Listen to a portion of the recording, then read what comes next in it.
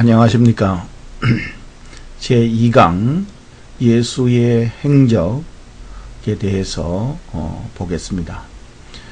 신학 개론 겸 사복음서에 대해서 성경 역사 조직론이라는 이름으로 여러분들인데 가르치고 있습니다. 이거를 여러분들이 잘 보시면 정말로 그 성경에서 예수 그리스도가 왜 오셨는가 하는 것을 명확하게 알 수 있습니다. 그래서 예수의 행적, 역사를 따라서 여러분들인데 공부를 가르치고자 합니다. 그래서 이 성경 공부에 우리가 성경에서 예수보다 더 중요한 것은 없습니다. 그럴 정도로 예수에 대한 것은 전 신구약을 통틀어서 예수에 대해서 명확하게 안다라는 것은 참 중요합니다. 자, 그러면 우리가 제일 먼저 일과로 과정을 한번 보겠습니다. 자, 여기에서 베들레헴에 오신 예수 그리스도, 베들레헴. 그래서 오시는 과정도 이게 그냥 온 것이 아니라 성경, 구약의 성경을 맞추어서 왔다는 거죠. 그래서 베들레헴에 오게 된 것도 구약에 예언되어 있고 모든 것은 하나님의 예언의 성취, 다시 말하면 하나님의 작정된 어떤 의미에서 우리에게 나타나고 있다고 하는 사실입니다. 그래서 교재에 보면은 베들레헴으로 올라가게 된 동기, 그 모든 환경이 다 나와 있죠.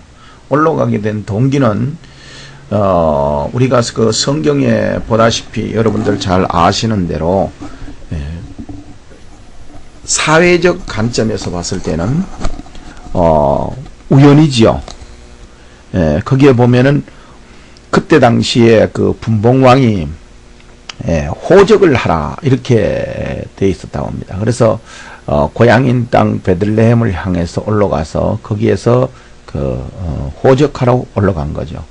그런 것처럼 우리가 사회적으로 봤을 때는 어떤 사건이 우연일 수 있고 또 참 보면은 우연찮게 이루어졌다 이렇게 보지만은 그러나 그 사건 하나하나가 하나님의 예언의 성취를 이룰 수 있는 중요한 사건이었다라는 걸.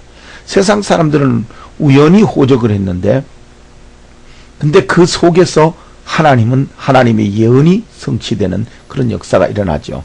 바로 베들레헴에서 예수 그리스도가 그것도 말구유에서 태어나는 그런 역사가 일어납니다. 근데 말구유에 간 동기도 보면은 사관에 있을 곳이 없었다 그럽니다.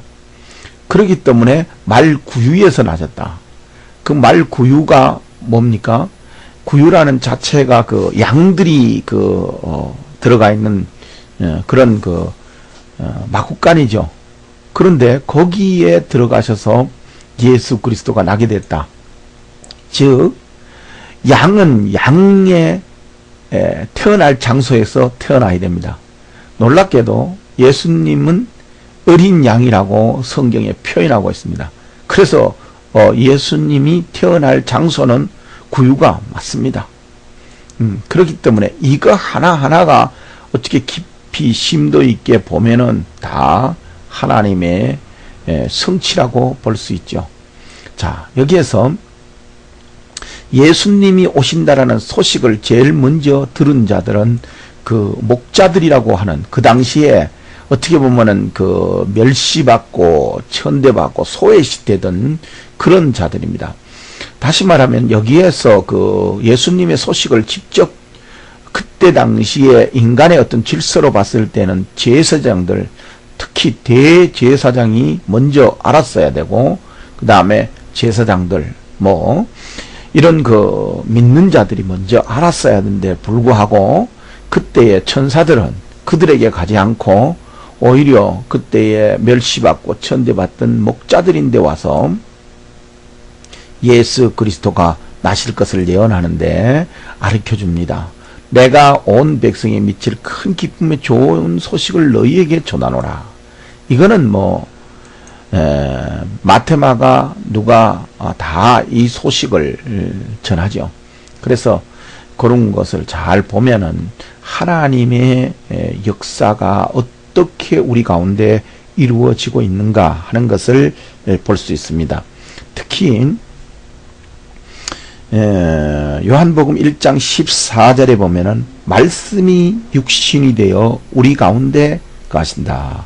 다시 말하면 하나님의 영적 그 성취가 육신으로서 보여지는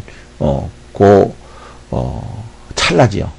그래서 요 내용을 보면 지극히 높은 곳에서는 하나님께 영광이요 땅에서 기뻐하심을 입은 사람들 중에는 평화로다. 이렇게 천사들이 와서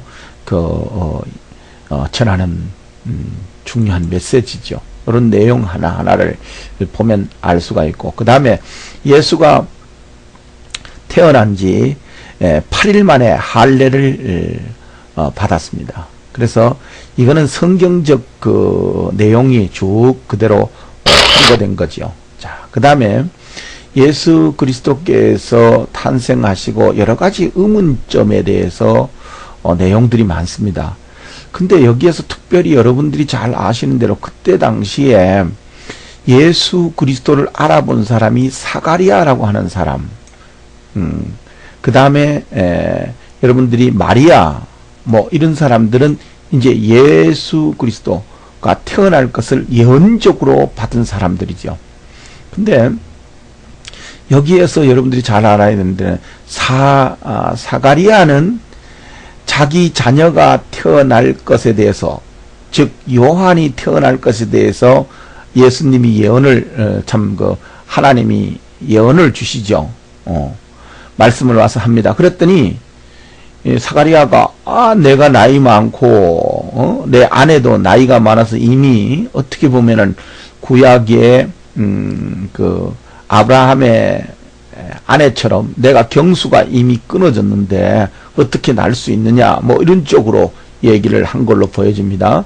그래서 누가복음 1장 18절은 내가 늙었고 아내도 나이가 많으니 그랬으니까, 다시 말하면 경수가 끊어져서 놓을 수 있는 그런 환경이 아니라는 거죠. 그런데도 아마 사가리아는 자식을 놓기 위해서 굉장히 기도를 했을 걸로 보여집니다.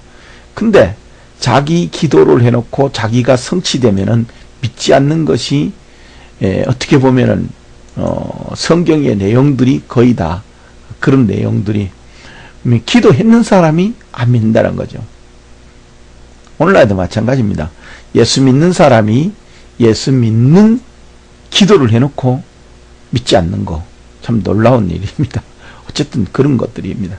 그래서 여기에서 보면은 이상하게도 마리아는 똑같은 질문을 했습니다. 내가 사내를 알지 못하니 어찌 자식을 놓을 수 있겠느냐 그랬는데, 여기에서는 마리아에 대해서 전혀 책망하지 않습니다. 왜? 마리아는 뭐 자식 낳아달라고 결혼하기 전에 자식 낳아달라고 그렇게 기도하지는 않았을 걸로 보여집니다. 그런데 여기에서 마리아에게는 천사가 가르쳐 주죠. 공손하게 아주 부드러운 말로 가르쳐 줍니다. 그래서 너는 사내를 알지 못하지만은 그러나 성령으로 하나님의 은혜로 된다라고 하는 것을 알 수 있습니다. 그래서 이런 것을 가르쳐 주는 것을 보게 되죠. 우리가 이런 것을 보면서 누구에게는 어떠한 방법으로 대하고 누구에게는 어떠한 은혜로 대하고 그런 것을 자세히 들여다보면 나올 수 있다고 하는 사실입니다. 예수가 태어난 곳은 가축이 있는 곳입니다. 그래서 구세주가 태어나는데 어떻게 이 가축이 있는 곳에서 태어날 수 있는가? 그거는 인간적인 편에서는 정말로 있을 수 없는 일이죠. 그런 거와 마찬가지로 우리가 어떻게 보면 하나님의 일의 성취는 인간 편에서는 이해가 안 되는 게 너무나 당연할 수 있습니다. 그래서 우리가 성경은 영적이면서도 육적이고 또한 육적이면서도 영적인 의미를 가지고 있다. 왜 하나님은 천사들을 가장 먼저 사용하셨는가 하는 것, 여러분들도 한번 생각해 보세요. 왜 하나님이 천사들을 먼저 사용했는가? 영적인 동물이랬어? 영적인 동물이란다. 영적인 그런 하나님이 쓰시는 심부름꾼이죠. 성경에 그렇게 나와 있고, 그래서 천사들에게 먼저 이 소식을 알려줍니다. 그런데 욥기서 내용에 봐도 천사들이 이 세상의 창조의 참여에 기쁜 소리를 질렀기 때문이다, 이런 표현이 있습니다. 그래서 천사들이 아마 하나님 창조하는 데에 굉장한 어떤 기쁨과 하나님 앞에 동참했는 걸로 보여집니다. 그래서 하나님이 먼저 이 소식을 전하지 않았나, 이렇게 보여집니다.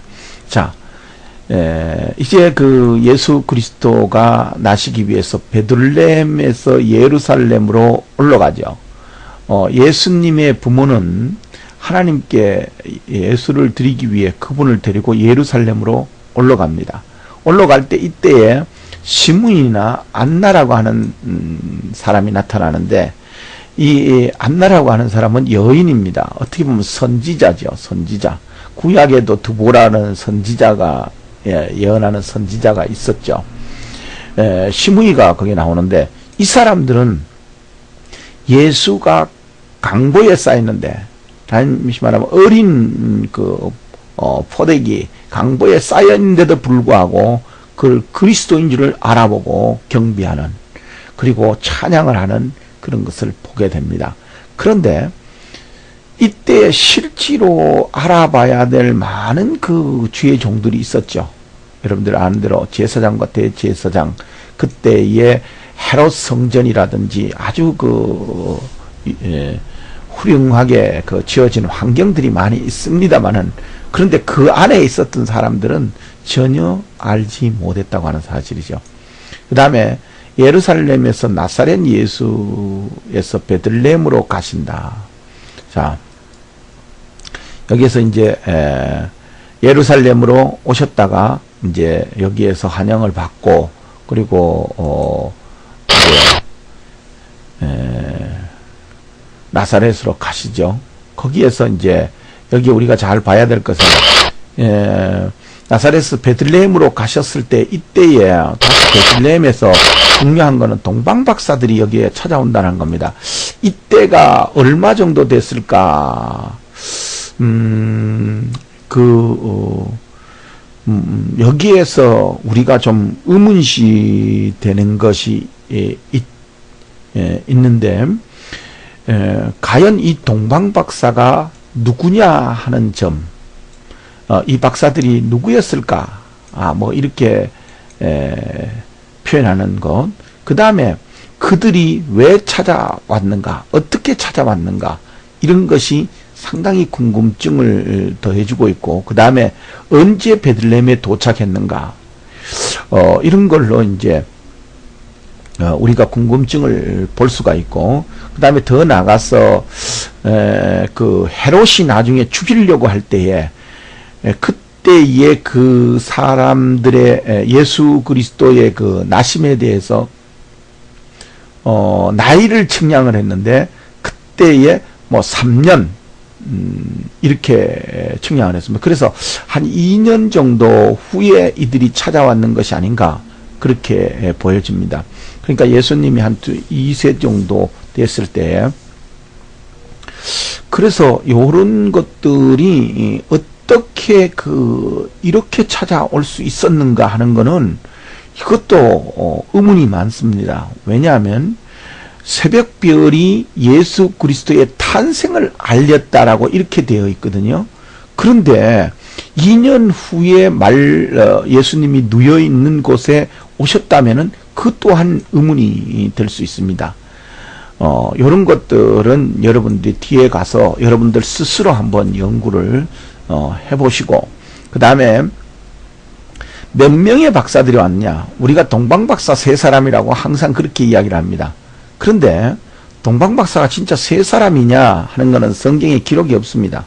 단지 동방박사가 바친 물건이 황금과 유황과 몰약 이 세 가지를 드렸기 때문에 한 사람이 한 가지씩 들은 것이 아니냐, 이래서 이것을 그 세 사람이라고 측량을 하는데 막 그 의문점이 있다 하는 것을 알 수 있습니다. 어떤 사람은 하물며 동방박사가 수백 명이 왔을 수도 있다, 이렇게 그 역사학자들이 이야기하고 있습니다. 자, 이때에 찾아올 때 그들이 알아본 것은 별입니다. 별이 아마 평범하지는 않았는 것 같습니다. 그런데 일반 목사님들이 이 별을 연구해서 과연 어떤 별이길래 예수 그리스도, 다시 말하면 구주가 나실 것을 그 예언한 별이 되었는가 하는 것은 참 의문이 많습니다. 그러나 한국 기독교 정보에 가보시면은 창조과학회에서 그 교회에서 어느 교회에서 그 강의한 것인데, 이 동방박사에 대한 이야기를 자세히 잘 강의를 하셨더라고요. 그래서 여기에 가보면은 있습니다. 그래서 한번 여러분들 기회 되시면 한번 가보시고, 그 다음에 동방박사들이 와서 황금과 유황과 몰약을 갖다 드렸다고 그랬는데, 여기에서 황금은 신성, 유황은 인성, 몰약은 장래에 대한 고난을 의미한다, 이렇게 말씀드릴 수가 있겠습니다. 그래서 이런 것들이 왜 드려졌는가 하는 것을 여러분들이 보시면은 잘 알 수 있습니다. 특히 여기에서 이제 하나 더 짚고 넘어가야 될 것이 하나 있는데, 예수님의 나신 날이 여러분들 잘 아는 대로 25일 날, 12월 25일이라고 이렇게 되어 있는데, 여기에서 어떤 사람들은 그 문제를 사는 사람들이 있습니다. 예수님이 25일이 아니다, 이렇게 말합니다. 저도 단정적으로 25일이다 이렇게 말씀드릴 수 있기는 저도 곤란하지만은, 그러나 분명한 거는 뭐냐면 25일이냐 아니냐 하는 것은 중요하지 않다라는 것입니다. 그 다음에 여러분들이 러시아 정교회는 1월 6일이 성탄일로 지키고 있습니다. 그래서 25일과 1월 6일 이 날짜가 어떻게 중요하냐 하는 것은 여러분들이 예수님이 태어난 자체를 가지고 중요시하는 게 아니라 이단들이 이런 걸 쓴다는 겁니다. 문선명이가 1월 6일 날 태어났다 이렇게 해갖고 저도 이게 20년 30년 전에 1월 6일이 그 문선명이가 강의하는 내용에 이런 내용이 들었길래 저도 깜짝 놀랐습니다. 그런데 나중에 알고 보니까 이게 정교회에서 사용하는 거더라는 거죠. 제가 신학교에 와보니까. 그래서 이단들이 이런 신비한 것처럼 과거에 있었던 것을 이렇게 몰아붙여가지고 사용하고 있다라는 게 참 이게 어떻게 보면은 기독교 목사님들이 1월 6일에 대해서는 저는 어릴 때 들어본 일이 없습니다. 그래서 왜 1월 6일이 문선명이 대단하다 이렇게 생각할 정도였어요. 그런데 이 내용에 대해서는 제가 따로 말씀드리겠지만은, 그러나 이 비교정계학 같은 거 이런 거를 하면서도 1월 6일이 왜 사용됐는가 하는 거를 모르는 거죠. 그런데 그거를 이단들이 문선명이 이런 데 돼가지고 끼워 맞추니까로 그런갑다 했는데, 나중에 보니까 그게 아니라는 거죠. 이미 그거는 과거에 있었던 그런 일들인데도 불구하고 이단들이 쓰기 때문에 상당히 문제시. 그래서 기독교인들이 또 지도자들은 그런 거를 미리 파악하고 알고 있어야 젊은이들이 질문을 했을 때에 1월 6일이 뭔가, 왜 크리스마스로 종교에서는 지키고 있는가, 이런 것들을 여러분들이 공부 한번 하시길 바랍니다. 자, 그 다음에 하나님의 경고. 하나님은 그들이 예수를 해치려는 헤롯의 음모에 대해서 경고하였고, 이에 따라 박사들은 다른 길로 돌아갔다. 이렇게 고국으로 돌아갔다고 이렇게 말하고 있습니다.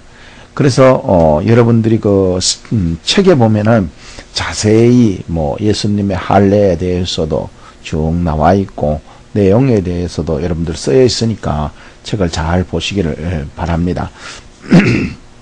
그리고 특별히 여러분들이 죄송합니다. 봐야 될 것은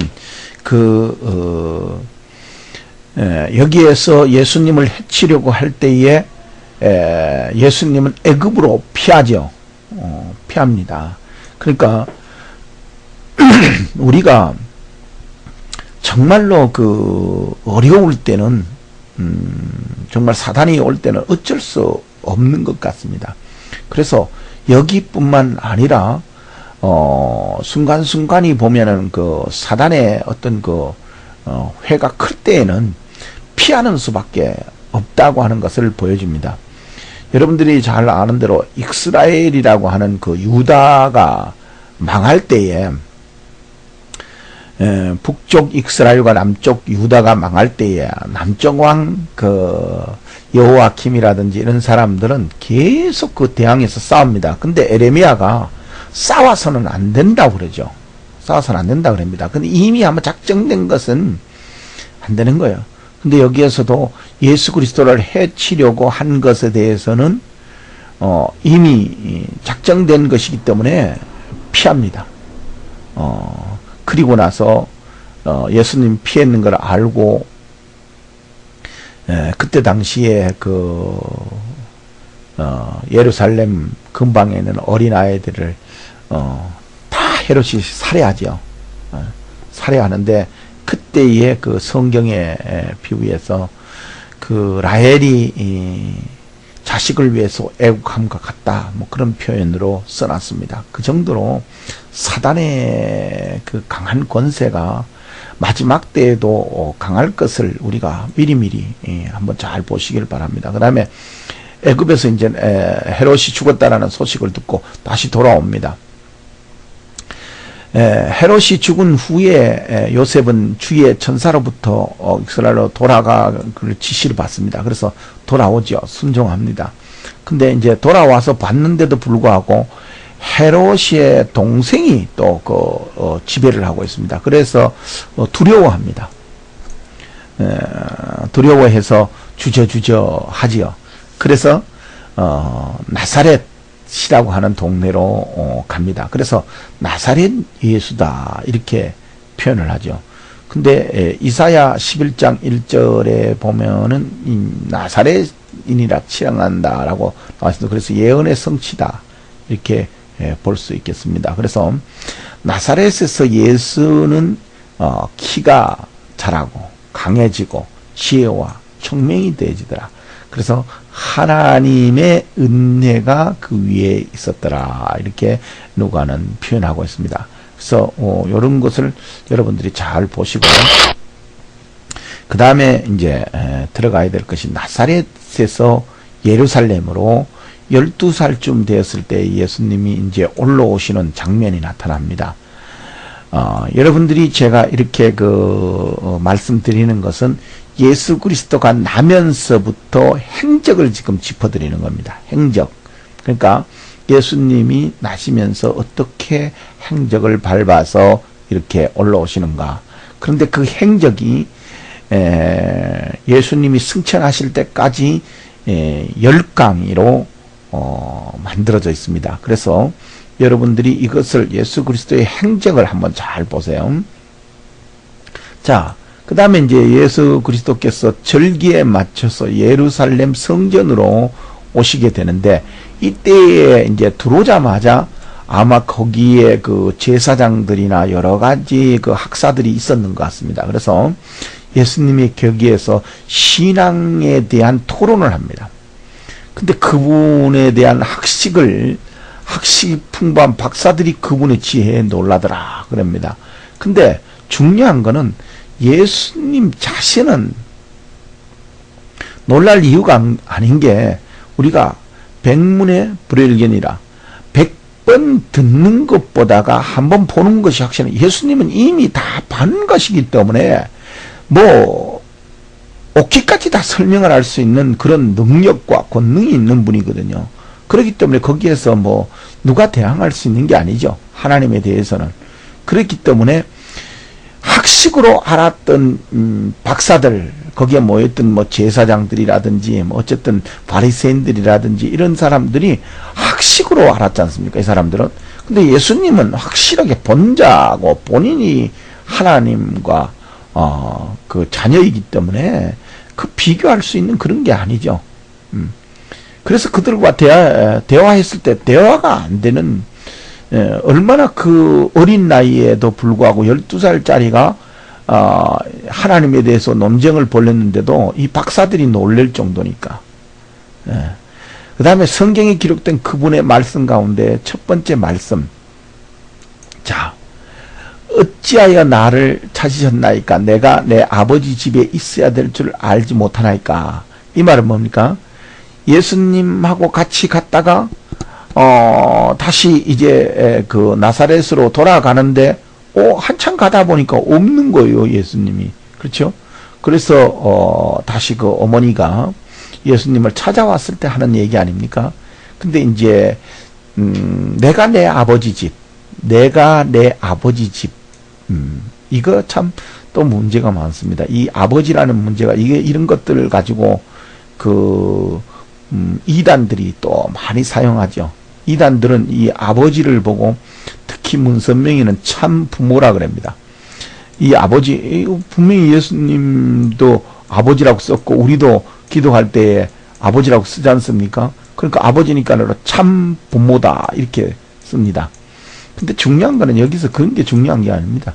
이단들은 뭐냐면은 문선명이가 참 부모라는 거죠.